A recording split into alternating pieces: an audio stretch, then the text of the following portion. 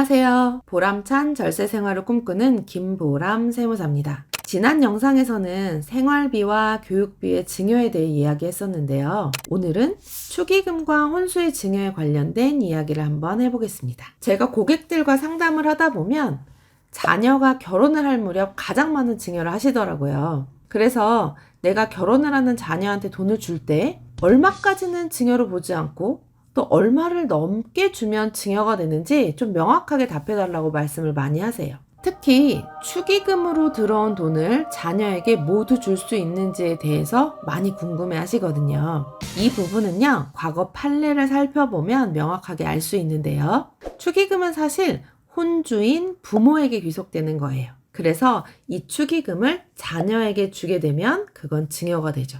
하지만 이 축의금 중에서 자녀의 지인들로부터 받은 축의금이 있다면 그거는 자녀의 거기 때문에 그 금액만큼을 자녀에게 줬다면 증여세 대상은 아니겠죠. 하지만 이런 증명은 누가 해야 되냐면 우리가 해야 되기 때문에 증여세가 과세되지 않기 위해서는 하객의 명단이랑 축의금 금액이 적힌 방명록을 꼭 보관하고 계셔야 되겠습니다. 또 두 번째 궁금해 하시는 것은 혼수에 관한 건데요. 사실 이 혼수 비용이라는 것이 천차만별이잖아요.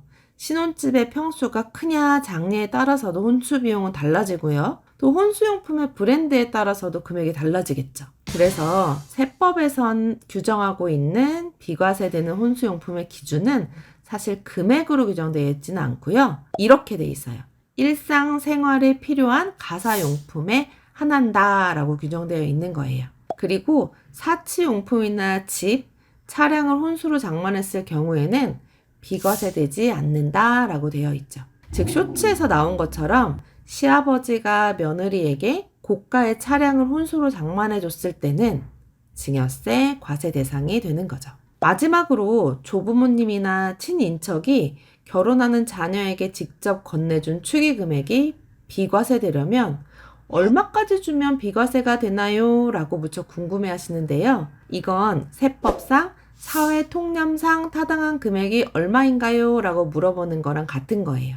하지만 세법에서는요, 금액에 대한 기준이 없어요. 만약 우리 회사 대표님이 나의 결혼식에 축의금을 100만 원 했다면 그건 사회통념상 타당한 금액일까요? 제가 일을 아주 잘하는 직원이었다면 전 타당한 금액이라고 생각하거든요. 그런데 만약에 할아버지가 내 결혼 축의금으로 1,000만 원을 했다면요?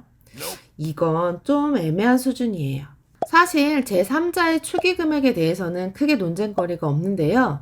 이렇게 친인척으로부터 거액의 축의금을 받았을 때는 증여에 대한 논쟁이 생길 수 있어요. 자, 증여가 되는 금액이 얼마입니다 라는 기준을 명확히 말씀드릴 수는 없지만 과거에 조세 심판원 판례를 보면요. 할머니가 손주에게 결혼 축하금으로 400만 원을 준 것을 두고 사회통념상 타당한 범위다 라고 판정을 했던 게 있어요. 그래서 우리는 이 금액을 기준으로 판단해 보면 되겠습니다. 자, 이상 세 가지를 말씀드렸는데요. 정리해 보면 첫 번째, 혼인 당사자에게 들어온 축의금은 증여세 과세 대상이 아니고요. 두 번째, 혼수용품은 일상생활에 필요한 가사용품에 한해 비과세되며 집이나 차, 사치용품들을 주었을 때는 증여세 과세 대상이 됩니다. 세 번째, 축의금의 적정액은 때에 따라 다르지만 조세 심판 내에